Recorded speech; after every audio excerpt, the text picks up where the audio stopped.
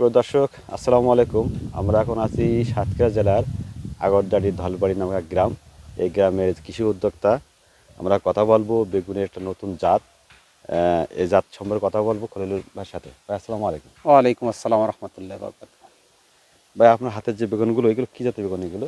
এগুন ভাই হলো তোমার হলো ভাই, এই বেগুনগুলোর কী জাতের বেগুন এগুলো?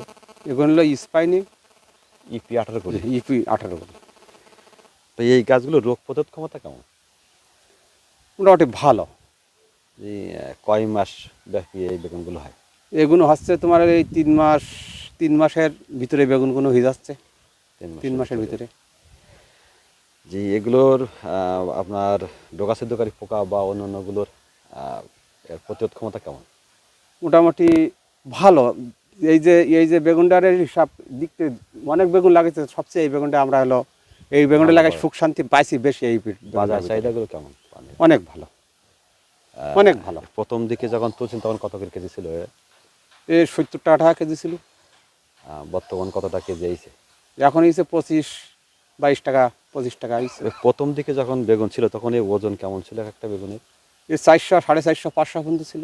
500 ওজন এখনো পর্যন্ত? তো এখন পর্যন্ত 500 পর্যন্ত আছে। 500 পর্যন্ত ওজন হ্যাঁ আছে। আছে।